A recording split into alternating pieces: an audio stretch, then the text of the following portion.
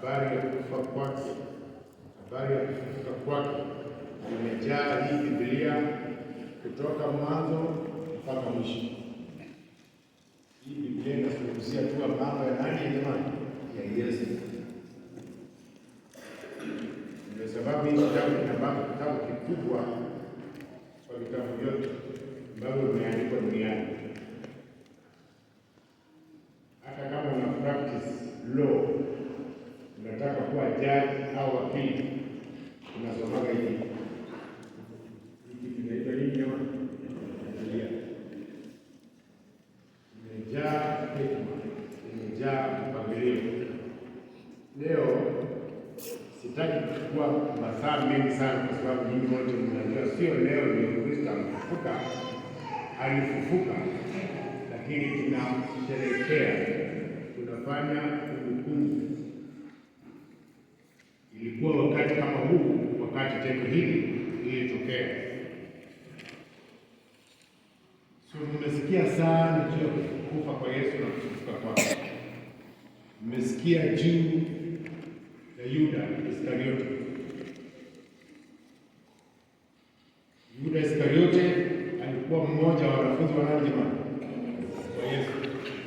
Alisikia mahubiri ya moja kwa moja kutoka kwa Yesu, lakini bado alimsaliti Yesu.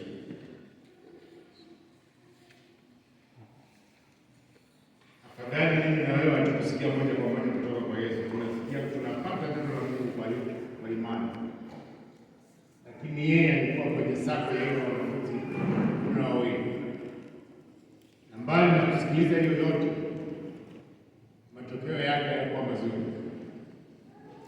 Na tulipokuwa tunajifundisha neno la Mungu siku ya Ijumaa, tuligundua kwamba baada ya kuchukua vipande 30 vya pesa na judge, baada ya kumpata Yesu bila hatia, aliwacha Yesu kwa mikono ya hiyo watu, lakini akawaambia tumepata yeye hana hatia, mtamfanya nini? Na watu wakapiga kelele na kusema anastahili kufa, tupatie yule mtu mwingine, kama ni jambazi na nani huyo tu, lakini huyu hakufa. Na niliwaambia kwamba unaweza kuwa mtu anakuambia sahihi na ukiwa kila mahali inakutaka uongoke, na unasema niokoke, bali nimefanya nini? Mimi nimefanya nini? Mimi sijaua mtu, sijafanya dhambi, sijakunywa pombe, sijafanya uzinzi, sijaroga mtu. Nimefanya nini ndio niambie niokoke?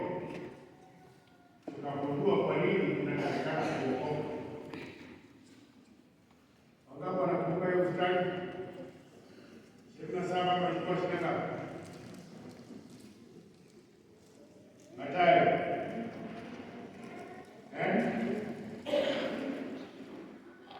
Nataka tu muone hapo kwanza kwa nini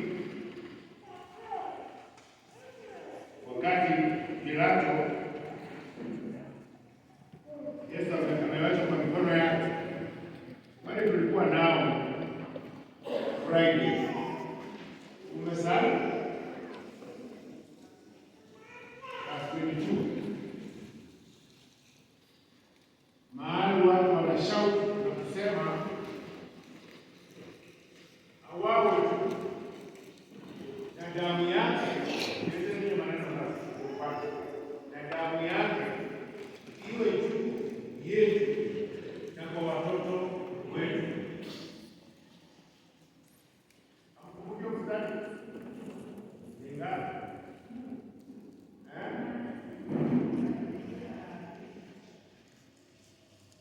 basi gani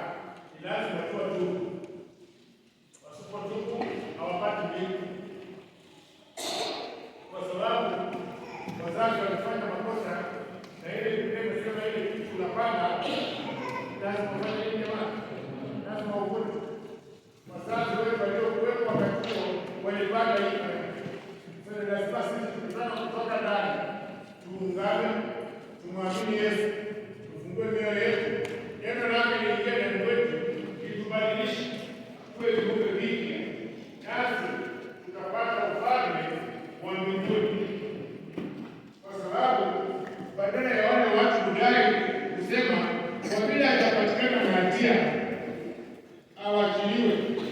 Walisema mtu mwingine ambaye hawezi kuwasaidia ndiye aliwachiliwa. Hii ndio shida ambayo tunapata. Ukisikia neno linakusaidia kwa moyo wako na utafungua moyo wako kwa Yesu Kristo, na kuambia leo fungua moyo wako, neno la Mungu lipate nafasi likusaidie moyo wako wewe uokoke, na unapookoka utasababisha mtoto wako naye aokoke, utasababisha jamii yako na wengineo duniani kumjua Yesu. Maana watu wamefunguka waoni, macho yamefunguka kabisa, watu waoni. Basi na chapter 27 na waoni kabisa. Leo nataka kuzungumzia tu juu ya nguvu za Mungu na ujanja wa watu. Bwana asifiwe. Maana Yesu kufufuka alifufuka siku ya kwanza ya juma. Siku ya kwanza ya juma ni Jumapili. Kulingana na utaratibu wa Waisraeli, mtu aliyedongwa ama kuandikwa juu ya mti angekaa kwa msalaba siku mbili, takana atolewe siku ya kwanza. Na kwa Waisraeli siku ya kwanza, sisi kwetu siku ya kwanza inaanzana saa ngapi? Saa 6 usiku. Waisraeli siku ya kwanza inaanza saa 12 jioni. Ikatakikana Yesu hawa ametolewa sawa, lazima atolewe mwili wake uasiwe na wanyama wengine, na kwa sababu ni unabii uliotolewa unaanza nyuma katika kitabu cha Isaya. Ukienda mpaka akina Sefania wanazungumza juu ya kifo cha Kristo Yesu, akina Amos, akina Danieli. Mmoja wa wanafunzi wa Yesu kutoka sehemu zinaitwa Arimathaya, sisi kama mnajua mtu anaitwa Yusufu.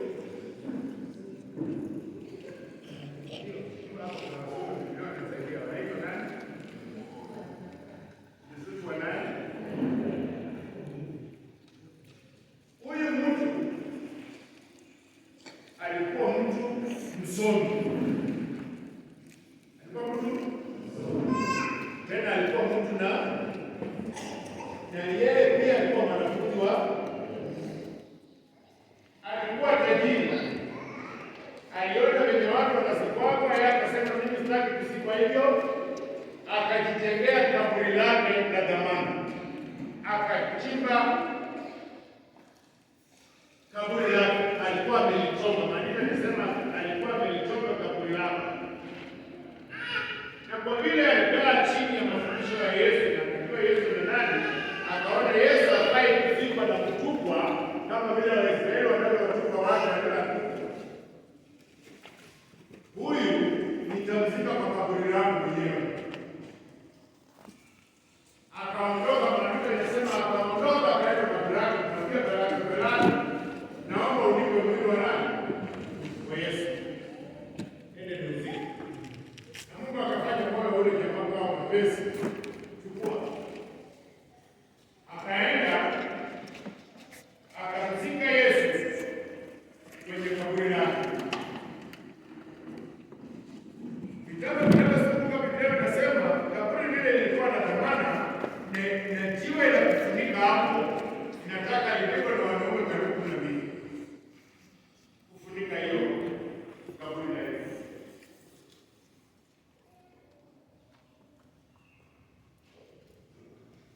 Na tukisoma katika kitabu cha Mathayo 28 ni hapo kama kuendelea, utapata au mbele wanasema hivi watu, yule jamaa alikuwa ni mjanja na wanafunzi wake wale ni wajanja, wanakuwa wamepanga mpango waje wafunue kaburi ndio waseme amefufuka.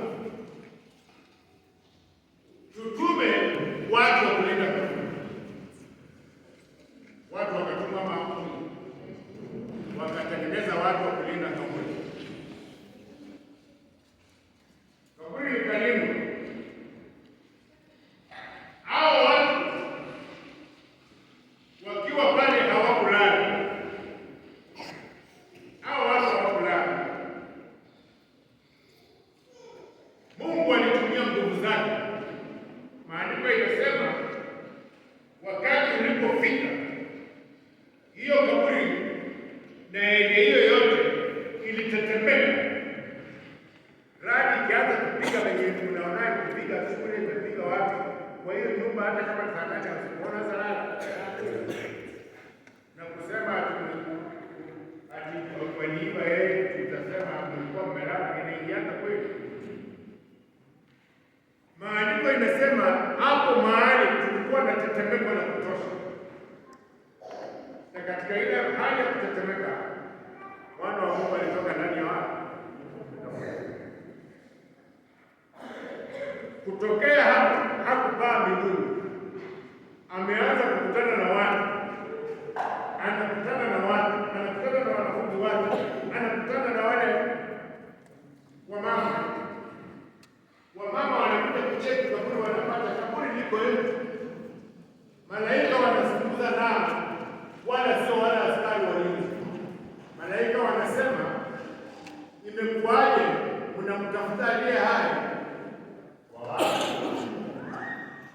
Wakashangaa, alikuwa amekufa. Hayupo hapo kwa walio hai. Amewatangulia wapi jamani? Alipotoka kwa kwenda kwao kwa nyumba yao kusalimia mama na baba, aliwatangulia mahali alikuwa amemwambia. Nakumbuka ni wapi?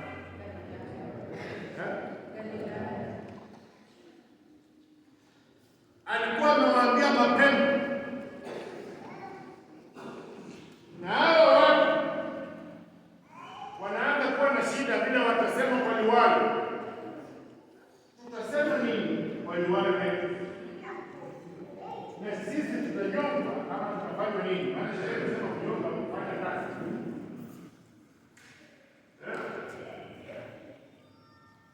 Ama hawakuchunga kaburi vizuri. Bwana Yesu asifiwe.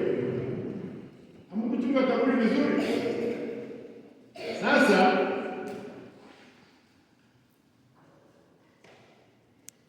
tabu inatokea wakati ambapo Yesu hayupo na walinzi wako. Yesu hayupo. Hiyo ni kusema somewhere anafanya kazi yake. Ukiangalia katika hii kitabu cha Mathayo 28, Bwana asifiwe, mstari wa 5, malaika akajibu akawaambia wale wanawake, msiogope ninyi, kwa maana najua ya kuwa mnamtafuta Yesu aliyesulubiwa.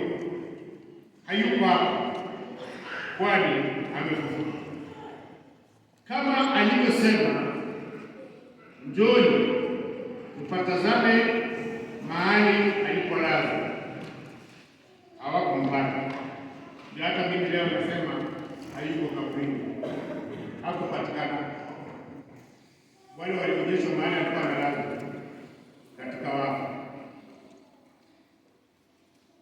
Mstari wa 7 unasema, nami nendeni upesi mkawaambie wanafunzi wake, amefufuka katika wafu. Tazama, awatangulia wapi? Kwenda Galilaya, ndiko mtakapomwona. Haya nimekwisha waambia. Wakaondoka. Basi sana. Mstari wa 9 unasema, wale walipeleka maneno kwa wanafunzi wake. Lakini mstari wa 9 unasema, na tazama Yesu akakutana nao akisema, salamu. Wakakaribia, wakamshika miguu, wakamsujudia. Kisha Yesu akawaambia, msiogope, enendeni mkawaambie ndugu zangu waende Galilaya, ndiko watakaponiona.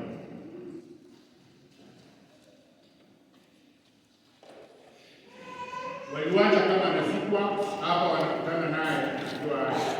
Hii watu ambao wanakutana naye, mtu mmoja tu anakosa hapa, anaitwa Thomas. Thomas hayuko hapa.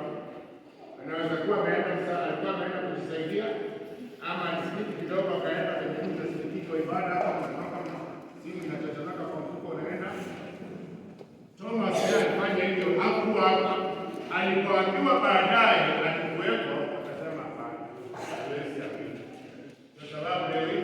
wanamwitaga Daudi Thomas. Angekuwa hapa hatungekuwa na Daudi Thomas, kwa sababu nasema kila siku kila ibada tusiwe na watu kama hao wa Daudi.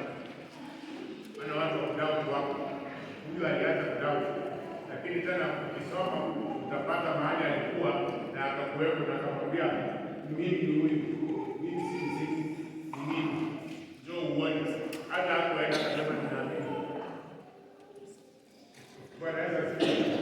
Hata hakuenda sababu ile hali Yesu alikuwa nayo na maadili alikuwa anapopata na vile mahali alipitia na ile watu walikuwa pale wenye watu walikuwa wanapiga kelele. Hapa Kenya ilikuwa ngumu, huwezi kuambia mtu kitu ya kweli, huwezi kuambia mtu nini. Hata maneno sasa huwezi sema ungefikiri huyu jamaa kama huyo. Maana ukizungumza watu wanaweza kupigia kelele. Ile ilikuwa ya Yesu na wewe huyo mtu kama Yesu. Yesu alikuzima hiyo midomo ya watu kwa kifo. Na hapo alikuwa wake hapo alipo. Friday, Saturday, Sunday, hapo juu.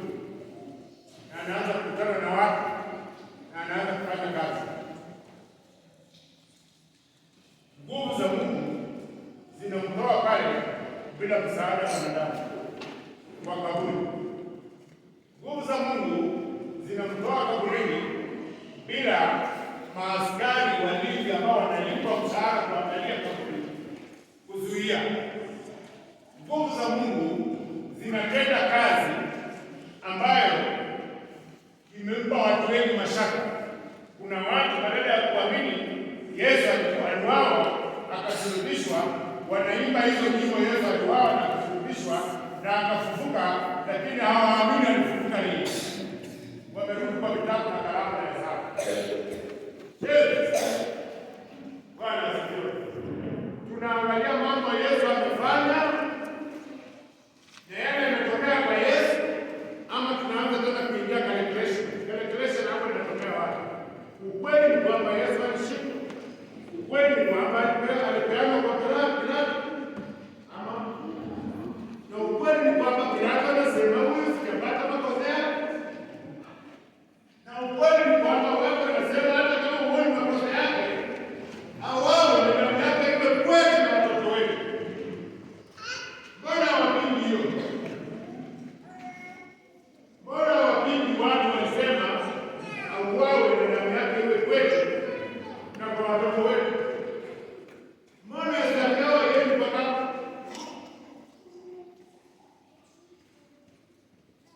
wanaweza kitu kanisa? Sikia.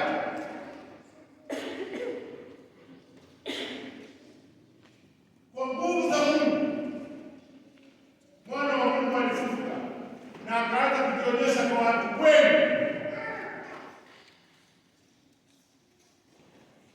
Mpaka ikafika saa ya kupaa. Alikaa akiwa kwa wanafunzi wake. Maandiko inasema alibaki wameangalia mahali bila anaenda. Hakuongea nao akiwa mafuta tena, lakini malaika akawaongelesha. Vile mmemwona akipaa, ndivyo mtakapomwona akirudi. Na watu hawajaamini maneno mpaka sasa. Hatimuta unaweza kujitokesha kwa korona hapo sasa unaweza kuonekana korona na nyinyi unatoka Karibuni, unatoka Kenya, unatoka Nairobi na Mombasa, unaenda Rwanda. Maandiko yasema tutaenda Rwanda. Maandiko yanasema atatokea hapa tutamuona kwa mawingu. Hata kuwa kwa stadium mahali. Hata kuwa mahali kwa jengo. Hata kuwa kwa partition ya church. Hata kuwa kwa mawingu. Hata kuwa kwa kanisa mahali. Yesu atarudi kwa mawingu. Na kila jicho litamwona. Oh, haleluya. Kila jicho litamwona Yesu. Hakuna mahali Yesu ataenda. Hakuna mahali nauli inatakana kulipwa kwenda umuone Yesu.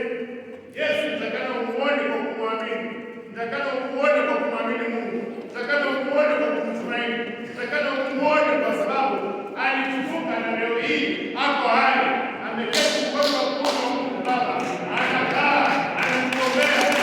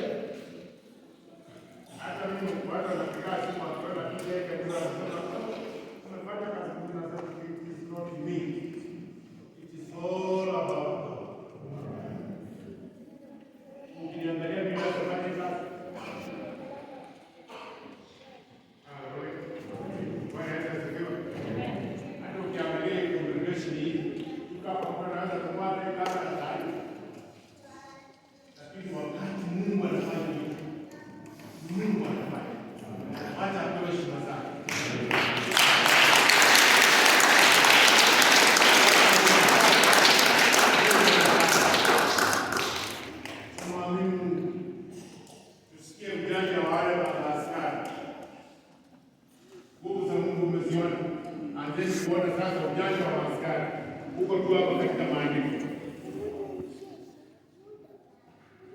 Bwana asifiwe. Oh, haleluya.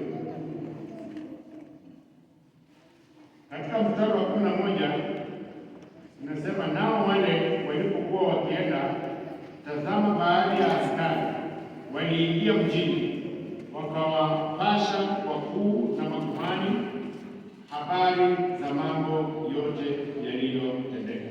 Hii ni Mathayo 28 mstari wa 11.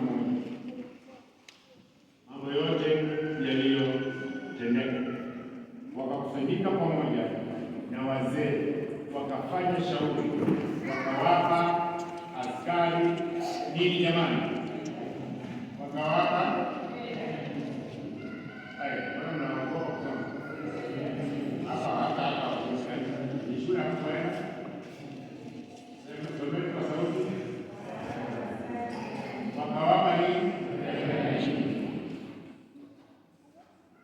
wakisema, semeni ya kwamba wanafunzi wake walikuja usiku wakamuiba sisi tulipokuwa tumelala, na neno hili likisikilikana kwa liwali, sisi tutasema naye, nani tutawaondolea wasiwasi. Basi wakazitwaa zile fedha, wakafanya kama walivyofundishwa, na neno hilo likaenea kati ya Wayahudi hata leo. Hiyo ni nini jamani? Ni kitu ambayo mnakutana nayo sana hapa Kenya, inaitwa sema hongo, sema rushwa, sema soya, sema bribe. Yako gari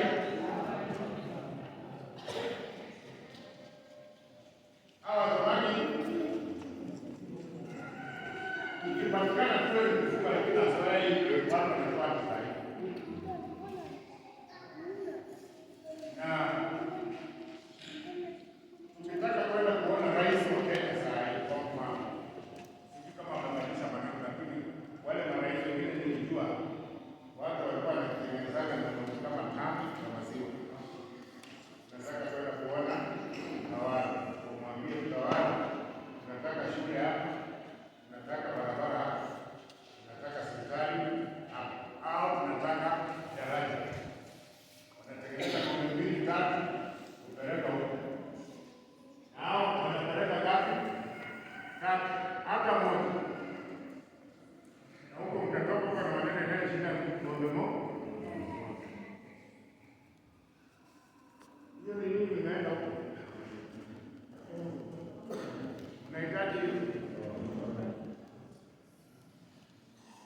kibali cha kutembea kwa barabara zinapelekea mkuu, ndio maaskari wakitoka kwa barabara ya nani ya mkuu kuzuia kichwa mpaka promotion ama utafuta kazi, unazuia kichwa mkuu. Bwana asifiwe. Askari hawa wakapewa fedha nyingi na wakazichukua na wakasema wanafunzi waliiba hela. Hiyo maneno ikaenea katika Wayahudi wote. Yeye akasema mpaka leo. So mpaka Mungu hapa anashika mtu aliyopata. Yatoke ile kuja kusema alijua hapo huko. Mmewahi kukutana na mtu anakwambia hapo huko. Mmewahi kukutana na mtu mbona mnasikika hivi? Bwana asifiwe. Hayuko kaburini, amefufuka. Watu ambao mkozi wao wamefufuka wanachangamka. Maana mtu wetu tunayemwenzi sana hapo hai. Ni Yesu hapo hai. Anataka kuwa hai ndani ya mioyo yetu, ndani ya kazi zetu, ndani ya nyumba zetu, ndani ya maisha yetu. Yesu anatakana kuwa hai. Mara kazi. Hiyo ilikuwa Friday. Monday, Sunday, first day of the week. Alipata huko. Wili watu huko walifika hapo salama. Lakini watu walikula home. Waseme kwa hiyo ndio mpango ya watu. Mpango ya watu watafanya hata waungane wakumalize wewe. Kama walifanya hivyo kwa mwana wa Mungu. Na wewe hebu angalia jirani yako kwa niaba yako, mwambie kama walifanya hivyo kwa mwana wa Mungu na wewe.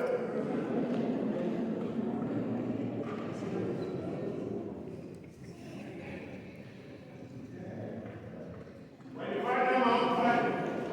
Pesa zilichukuliwa ama zikuchukuliwa? Na Yesu kuzuia Yesu kufufuka. Yesu alifufuka. Akashinda na ni mshindi. Alishinda wakati huo, ameshinda jana, ameshinda leo na kesho ni mshindi. Yesu Kristo ni yeye yule jana, leo, kesho na hata milele.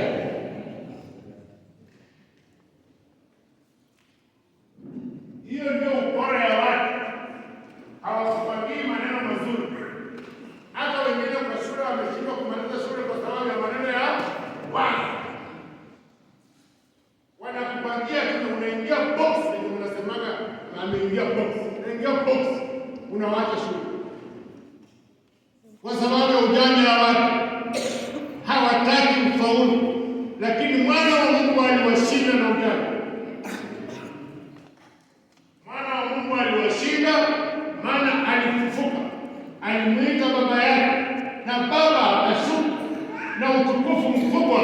Hakuna mtu aliyemuona. Ukiangalia kama utasikia uso wake uling'aa. Mambo ilibadilika hapo. Kwa sababu ni mwana wa Mungu. Mpaka leo ni mwana wa Mungu. Natakana kumtangaza, kumrepresent kila mahali unapoenda. Ukimtambua kwamba Yesu ni mwana wa Mungu na ni mwongozi wa moyo wako.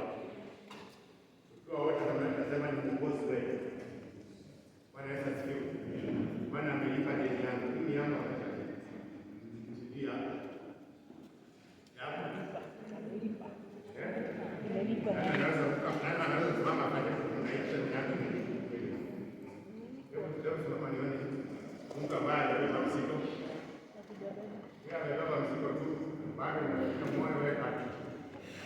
Nataka kuona ile mtu ambaye ametenda yako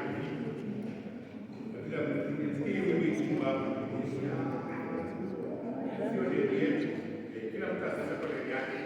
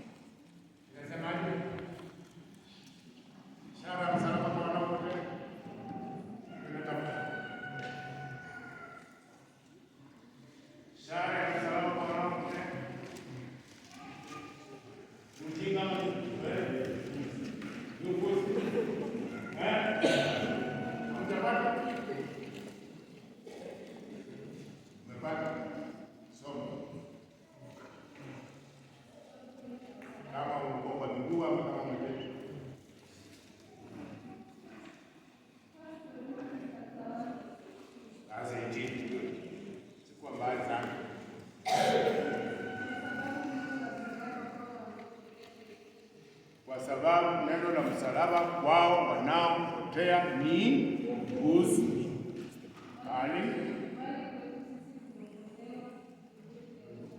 kwa sababu kwetu sisi ambao tumeokolewa ni nguvu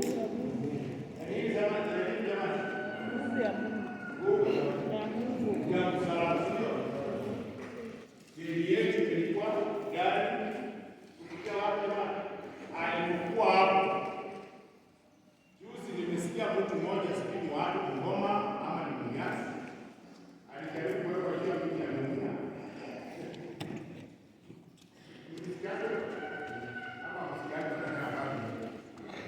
Mtu mmoja huko kama siku Ngoma na Mnyasi alitaka kuweka juu na miti. Yaani kutaka jua watu mabaya. Labda alikuwa amefuta baba, si upendo wa Kristo. Upendo wa Kristo inatakana tumwamini Yesu. Bwana wewe ukienda huko kuumia, utaulizwa ulikuwa unaumia kwa ajili ya nani? Ni gani kingine wewe unataka kujibu? Na Yesu alijibu. Ya dunia mzima. Ile imebaki wewe kumwamini Yesu.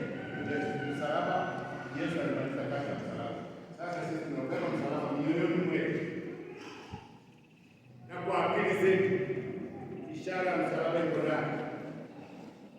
Neno hilo linasema deni letu lililipwa pale pale wapi pale msalabani. Bwana asifiwe. Nataka kuomba pamoja nawe.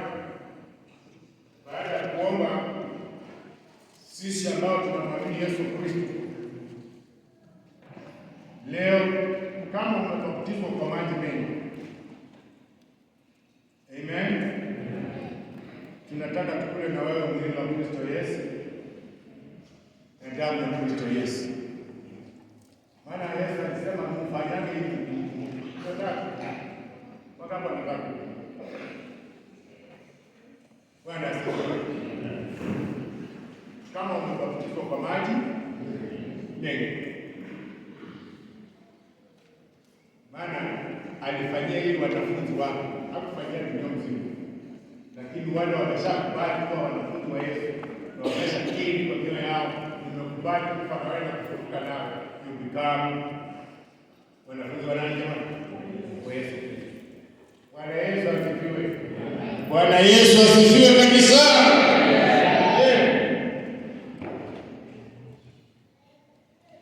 Sasa tujihoji. Anza kujipeleleza moyo wako. Sasa Bwana, maandiko yanasema lazima ujihoji. Amen. Na hapo ndio tunaonaga vile tunakaanga tayari ama hatukai tayari. Akija saa hii utachukua mbio ama utachukua tayari kulala. Neno la Mungu linasema iweni tayari. Mwizi anaweza kuja wakati wowote.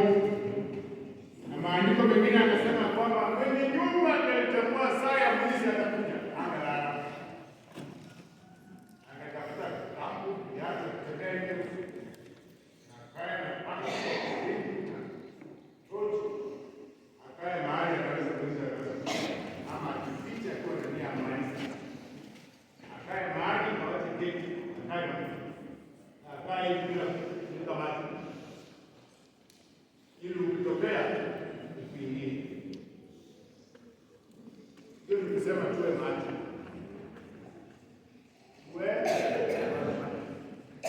Kesho. Na Biblia inasema watu kesho wengine wanaenda kukesha mahali usiku. Hata wameenda kukesha. Sisi tunapanga tulikuwa na kesho. Na hapa ni kuwachelewesha masaa mengine mawili hata kuona. Yaani mchana. Itakuwa usiku ile Biblia inasema ni wakati wa kulala. Bora hata kama saa mawili usiku. Na kwa saa 6 tunasikia neno la Mungu. Hapa. Tutatoka hivi usiku kwa kulala kwa mtu. Bwana asifiwe. Ninaamini kesha ikiwa namna hii mtu akudanganya kwenda kufanya mbaya haya uko macho, ndio kesha mzuri. Ndio jirani. Ndio kesha mzuri. Hiyo ni kukesha. Mtu anakuambia tupange mpango wa kwenda kuua mtu. Unawachana naye. Watu wanaamua mchana kama wanaenda kufanya usiku. Walikuwa wamepanga mchana, lakini kama wewe mtu unakijua kukesha kwa ajili ya neno la Mungu, unatoka kwa hiyo unamwambia hiyo niasaidie tano. Na urafiki wako na hiyo mtu wachana naye. Yote anayefanya kitu kwa roho duniani. Au kwa hiyo mali ya mtu. Wachana naye sio. It's a bad friend. Na si kwamba wewe unajua Bwana asifiwe. Mimi wale wote nilicheza nao mpira nilitupa bali. Na wale wote nilifanya nao kazi nilitupa bali. Lakini yule ananikaribia na hata